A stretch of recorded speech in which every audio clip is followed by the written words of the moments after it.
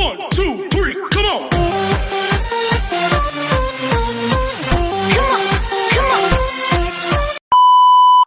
Hello beautiful people! Welcome back to my channel. This is your Mama Sam. Hola mga amigo, amiga, kumare at kumpare. Kamusta kayong lahat? Sana lahat po kayo ay okay at safe ngayong araw na ito. At syempre, kung ako naman ang tatanungin nyo, nakikita naman ninyo ang beauty ng Mama Sam ninyo, fresh overload pa rin. Diba? Ganyan talaga kapag umiinom ka ng maraming vitamin C plus kumakain ka ng maraming banana. Dahil sa banana, mas nakakaloka ang kagandahan ng Mama Sam ninyo. Charot! So, kamusta naman kayong lahat? Sana lahat kayo ay okay na okay ngayong araw ng Sunday. So, happy Sunday sa atin lahat ng bonggang-bongga. Oh my gosh, nasa 8 na tayo ng buwan ng February.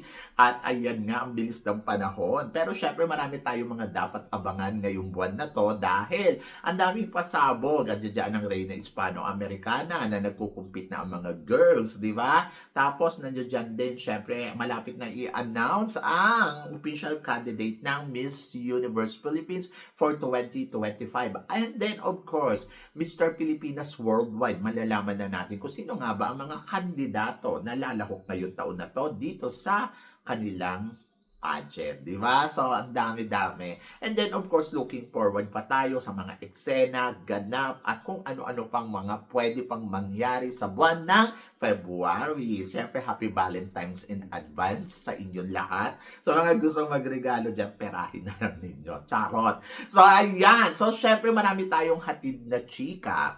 Ngayong araw na to na talaga naman, oh my gosh, talagang magtataas ang kilay ninyo ng bonggang-bongga. Pero, siyempre, bago ako tsumika, gusto ko munang batiin in advance happy birthday si Madam Catherine Kane. And then, of course, gusto ko rin batiin ng advance happy birthday si Gaisel Ortega. So, yan! So, magbe-birthday na kasi sila. So, happy birthday. At hindi lang yan, yung mga nagbe-birthday sa buwan na to, na mga subscribers ko or mga friends ko, happy birthday sa inyong lahat. No, bonggang-bongga. Bumati ako ng birthday kasi may naalala akong nagbe-birthday. Yung aking best friend. Di ba? So, kaya naman ngayong araw na to, marami akong hatid na chika na talaga naman, magtataas ang kilay ninyo ng bonggang-bongga sa mga pag-uusapan natin ngayon. Kaya guys, wag na nating patagalin ang ating mga chika. Para sa una nating chika, Miss Planet International dapat daw lumipat na sa kampo ni Mr. Arnold dito nga sa Miss World Philippines. Anong chika natin dyan? Well, ang chika ko dyan, parang feeling ko naman yung organization na may hawak neto sa Pilipinas, yung National Director, parang okay naman siya kasi nailalaban naman niya yung mga candidates na natin sa Miss Planet ng maayos. Pero more than sa kay Mr. Arnold, gusto ko rin to na sana ilagay na lang nila sa Binibining Pilipinas kasi syempre para madagdagan ang corona doon. Pero kung hindi man, yes, okay na okay din kay Mr. Arnold kasi magaling naman pumili talaga si Mr. Arnold kung sino yung para dito at nananalo tayo sa international pageant. So, good luck kung mapupunta nga. May balita na kukunin nga daw pero hindi ko alam kung kumpirmado nga ba to. Di kung confirm another girl na magkukumpit from Mr. Arnold Camp. Diba? So, why not? Ako happy ako. And good luck. And then, para sa sumunod natin, chika, eto nga, pinag-uusapan ngayon sa social media, ang dating Miss International na si Kylie Versosa ay engaged na kay Erickson. Anong chika mo dito, Mama Sam? Di finally, pwede na rin naman mag-asawa talaga si Kylie Versosa kasi syempre, nagkakaroon na rin naman ng edad si Kylie at parang feeling ko enough na para mag-settle down na para sa kanyang next chapter sa buhay, di ba? So, matagal-tagal din naman naging single. Tapos, ayan na nga, nagkaroon ng boyfriend at ngayon engaged na. Kung willing naman talaga siyang pakasalan at makasama siyang habang buhay, di go, go, go lang. Pero syempre, nandoon din tayo na sana ito na talaga yung lalaki na, alam mo yon na aalalay sa kanya hanggang sa pagtanda niya. Di ba? So, I love Kylie Versosa because she is Miss International. Alam niyo, ang maganda kay Kylie Versosa, marunong siya makontento. Bilang Reyna, maraming nagsasabi na, sumali ka sa Miss Universe, sumali ka sa ganito, sumali ka sa ganyan. Pero siya, ang lagi niyang sagot, enough na siya for the Miss International. At yun naman yung gusto ko sa mga Reyna, na parang dapat marunong makontento sa iisang corona na kung ano man yung platform na ibinigay mo at kinuha mo, di ba?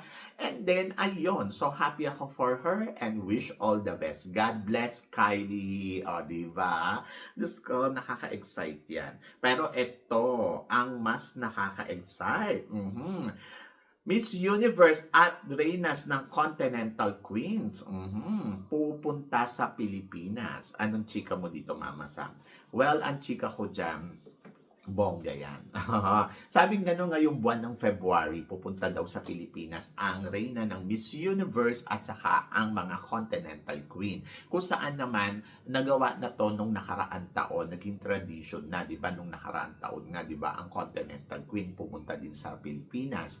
Tapos, ayun, nagkaroon sila ng, ng paraan, ba to? Fashion show, kung ano-ano mga event. And then, happy ako. Happy ako kung ang Continental Queen at saka ang Miss Universe pupunta. Alam ko, marami pang medyo nagtataas ng kilay kay Fatima, pero tulad nga na sinabi ko dun sa live ko, you have to open your heart na parang try ninyong intindihin, try ninyong ano ba to? Tignan kung bakit siya ang Miss Universe. Kasi syempre nandoon nga tayo na parang ang pili natin, nagkaroon naman ng dayaan. So, nandiyan na nanalo na. Pero kasi, ang hahanapin mo na lang sa kanya, bakit nga ba siya ang Miss Universe? Sige nga, di ba? So, yun, yung para sa akin, ayun yung sige, patunayan mo sa amin, Fatima, na Miss Universe ka. Pero kasi kung hindi mo kasi din titignan, yung mga ganung part, mahihirapan naman si Fatima na i-prove sa atin na siya ang Miss Universe, di ba? So ako, para sa akin, nasa sa inyo yon kung gusto nyong buksan ang puso ninyo para kay Fatima. Pero ako kasi, parang nandoon ako, kailangan ko kasi ma-convince na parang, sige, Miss Universe ka at bakit? Yun lang yung akin. And then, of course, I try na tignan kung ano yung mga eksena niya, kung ano yung ginagawa niya, ano ba ang purpose niya. Okay, go, go, go. And I hope na sana sa susunod na Miss Universe this year, wala naman sanang dayaan. Di ba? Kasi nakakaloka. Yes, naiintindihan ko yung sinasabi ng iba na hindi natin ina-allowed ang pandaraya. Totoo naman yon. Pero kasi, wala naman tayo kasing maibigay na ebidensya para ma-dethrone siya or para wala tayong magagawa kasi yung organization mismo ayaw bumitaw. So ngayon, doon tayo na, sige, bakit yan ang pinili ninyo? Sige nga, di ba? But anyway, ako, para sa akin, go, go, go. Kung pupunta sila sa Pilipinas, welcome to the Philippines. Di ba? Kasi ang dami naman kasi mga reyna dyan na, alam mo yun, katulad na lang yung mga Continental Queen na masasabi mo, gusto ko makita ulit si China, syempre sa Venezuela, gusto ko makita ng buong Pilipinas. Tapos, ayan, kahit si Fatima, alam ko naman na pag nakita ninyo yan, sasabihin ninyo, ayun pala siya, charot. So, yan, good luck. At eto, katulad din ni Michelle D, na after sumali sa Miss Universe, pinaggagaya yung kanyang mga kasuutan, di ba? Especially yung final gown niya. Ngayon naman, si Atisa Manalo naman ang ginagaya ng ibang bansa sa kanyang mga sa eksena niya at saka sa gown. Pero kasi syempre hirap silang makuha yung looks ni Atisa Manalo. Ako, happy naman ako kung ginagaya ng taga-ibang bansa na inspired sila sa Pilipina beauty queens natin. Ito lang yung patunay na talagang pinapanood nila tayo, di ba? Kasi ginagaya kapag once na ginaya ka ng isang tao, ibig sabihin inidolo ka niya at alam mo yon, ibig sabihin nun ay ginawa pa niya yung kumbaga parang gusto niyang maging ikaw. Ayun ang importante doon. So ako, para sa akin, sa isang tao na gusto maging ikaw, Di bongga ka kasi remarkable ka sa kanila, di ba? So, yun yung tingin ko dito sa mga nanggagaya kay Atisa Manalo. Pero syempre, hindi naman nila magagaya ng 100%, di ba? So, walang makakagaya kahit sino sa mga nanggaya ng 100%. So, ako happy naman ako dahil nakikita nila yung Filipina beauty queen natin, di ba? So, yun. So, congratulations, Atisa, kasi nagre-remark ka sa kanila ng bonggang-bongga. At para naman sa sumunod natin, chika, eto nga, mga Indo fans. Indo fans lang naman, hindi naman yung mga beauty queen ng Indo. Irritable na naman sa atin kasi nga may pambato tayo sa Miss World na sobrang bongga, sobrang parang feeling nila magpe-penetrate ng todo-todo. Kaya, ayan. So, imbyerna na naman sila. Imbyerna sila kasi parang lagi na lang natin sila nasasapawan. Charot. So, yon. Ako para sa akin, normal lang naman siguro na ma-imbyerna sila kasi alam mo yon na parang syempre ang gusto nila ay manalo sila tapos titignan nila talaga ang Pilipinas, no? So yon kasi nga ang Pilipinas ay magagaling ang mga beauty queens. So ako naman para sa akin, keep it up Indo. Oo, laban lang. Magtiwala kayo sa reyna ninyo, sa proseso ng reyna ninyo. Malay ninyo, 'di ba? Maging powerhouse kayo in the future. Na katulad ng kiniklaim ninyo kapag nananalo kayo ng mga international crown. So, ako darating at darating sila dyan. Naniniwala ako, darating ang Indonesia sa pagiging powerhouse sa Asia. Siguro after 30 years. Charot. So, yan. At least, di ba? So, may still hope. At naniniwala ako na darating sila doon. Medyo matatagalan nga lang. Hindi pa sa ngayon, hindi pa sa kapag wala na tayong lahat dito sa mundo, yung tipong sila-sila na lang ang natitira. Charot. Anyway, so ako naman sa mga queens naman sa Indonesia, ako naman may tiwala naman ako na ang kanilang mga reyna ay magagaling talaga. Yung comm skills nila magaling, tapos ayun, kulang lang talaga sa ganda at hindi sila pumapalo sa more beautiful. Pero kung meron silang kandidata na talagang alam mo yung kahit hindi naman ganun kagandahan pero nakikita ang pagiging queenly, nananalo naman, di ba? Katulad ng sa Miss Grand o sa Miss Supranational, sa Miss Cosmo, di ba? Mga nagwagi sila. So, ibig sabihin, merong reyna na pwedeng makasungkit ng corona ng Miss World, corona ng Miss Universe, at corona ng kung ano-ano pang pageant. Basta, keep it up and laban Indonesia. You did it, di ba? So, yun, you did it before. So, I hope na sana makuha ninyo ang corona ng Miss World, ng Miss Universe, Miss International, lahat ng crowd na gusto ninyong makuha. Kaya lang kasi kapag nangyari yun, sigurado tayo, lalaki yung ulo nila ng bonggang-bongga. Pero magiging happy ako kung mangyayari yun para sa kanila. Kasi syempre, ang pageant naman ay para sa lahat, hindi lang para sa Pilipinas. Ang pagiging reyna sa international stage ay hindi lang yan para sa iisang country. Para yan sa lahat. And syempre, Southeast Asia, dapat maging masaya tayo sa mga kapitbahay natin kung mananalo sa international stage. So, tayo, dapat maging masaya din sila para sa atin, di ba? So, yan. Ang problema kasi, kinaiinggitan. Ayan ang mahirap Once na umiral ang inggit, talagang walang magandang maidudulot yan sa mindset ng bawat isa. Kailangan talaga, lagi kang open-minded and then be happy to another. Di ba? Kasi kung hindi, puro ka inggit, talagang maluloka ka, di ba? So, yun. So, keep it up, Indonesia. Kaya ninyo yan. Ayan. At para naman sa sumunod na chika, sabing ganon, kung magbabalik na daw ba si Christy McGarry, Pauline Amelex at saka si Liana Aduana sa Miss Universe Philippines ngayong taon na to, meron pang 1 week before the press conference, di ba, ng Miss Universe Philippines. And I think, abangan natin yung 1 week na yan kung sino pa yung mga mag-a-announce na mga kandidata na lalahok dito. So, hanggat hindi pa natatapos, possible na makita natin si Christy McGarry, si Liana Aduana, at saka si Pauline Amelex sa Miss Universe Philippines for 2026.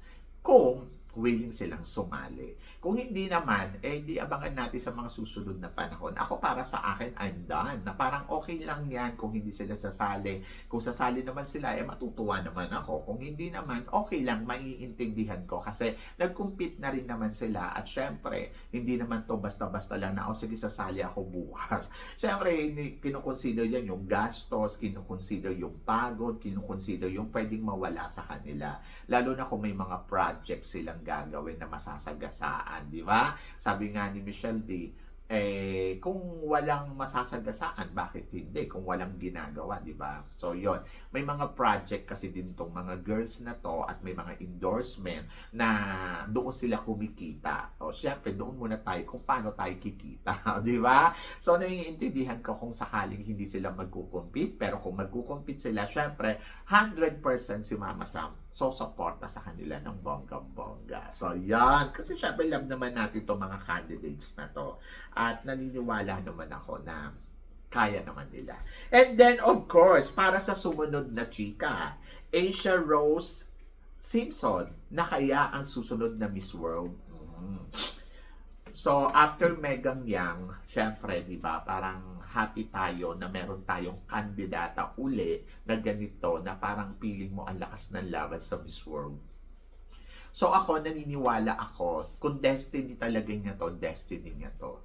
And then, kung tatanungin mo naman ako, tingin mo ba may laban ba siya sa Miss World? Oo naman. Kaya nga excited tayo lahat kasi nakikitaan natin siya ng potential. Nakikitaan natin siya na, ang lakas ng laban nito, di ba? So ako, I'm so excited kasi possible talaga na manalo siya sa Miss World. And then siya ang maging second Miss World ng Pilipinas, di ba? So yon. So excited ako dyan. So, parang feeling ko closer. Pero, syempre, sana sa paghihintay niya, paghandaan niya to ng bonggang-bongga. I-prepare niya ang sarili niya sa mga bagay na kailangan niyang i-prepare. At mananalo to. So, yeah! So, syempre, excited ako. Mukhang magpapahinga na si Megan Yang, no? Bilang Miss World. Charot. So, yun. So, ako happy ako. Happy ako at na-excite for her at tiwala ako na mananalo to. So, sabi ko nga, one round. Malakas ang pambato natin sa Miss International, sa Miss World. Ay, nako, bongga. Diba? Sa supranational. Oh my God. Mag-grand slam kaya uli ang Pilipinas. Let's see. Pero kasi si Asia Rose, kita mo talagang total package, no? So, yan. At para naman sa sumunod natin, chika, syempre kung merong Asia Rose, may inaabangan na kandidata sa Miss Universe Philippines na magkukumpit. At kung sakaling magkumpit to, magiging malakas din ang laban niya for the Miss Universe. Ito nga ay wala nang iba kundi si Beatrice Milan Windorski. Yes. Nako naman. Isa pa tong kandidatang to na talagang kung sakaling sasali siya, oh my gosh, maluloka ako kasi grabe yung level ng beauty niya. Talagang pack of, di ba? Catriona Gray level. Hindi yung ganda, yung level, yung kumbaga yung personality, yung quality, body, beauty, brainy, di ba? San ka pa? Lahat na nasa kanya. Siya na ang pinagpala. And then, I think, kung sakaling sasali to sa Miss Universe Philippines, oh my gosh, maloloka ako ng bonggang-bongga. Kasi parang feeling ko, kaya niyang manalo. At kapag nanalo to, oh my gosh, meron tayong Asia Rose at meron tayong kandidata na katulad niya, ni Beatrice. Ay, nako, Philippines. You did it. Diba? Diyos ko, Lord, ewan ko na lang. Ewan ko na lang sa kanila. Charot. So, kung makapenetrate pa sila ng bonggang-bongga. Charot. Ayabang no? Anyway, so, looking forward ako kung sasali nga ba siya sa Miss Universe Philippines. And then, sa ngayon, medyo parang nararamdaman ko, mukhang may paandar si ate ha. Kasi nagpapaandar siya sa social media. Mukhang nagpaparamdam. Pero kasi sabi ko nga, hindi pa siya official candidate. So meron pang 1 week tayong hinihintay at tingnan natin kung siya nga ba ang huling kandidata na papasok dito sa Miss Universe Philippines for 2026. So, yan! So, kayo guys, excited ba kayo? Kasi ako, yes, sobrang excited ako sa lahat. Pero ikaw ang tatanungin ko, ano naman ang masasabi mo sa mga pinag-uusapan natin ngayon? So, please comment below para at least malaman ko naman kung ano naman ang chika mo sa mga tinatalakay natin. Syempre, maraming salamat sa inyo lahat sa support at pagmamahal na binibigay ninyo syempre dito sa channel ko. At sa mga hindi pa nakaka-subscribe, please don't forget to click like and subscribe my channel. At i-click nyo na rin po ang notification bell to more updated syempre sa aking mga chika. Sabi ng ganon, always keep smiling and laban lang. So guys, hanggang dito na lang. Hanggang sa muli nating chikahan. See you tomorrow. Thank you guys.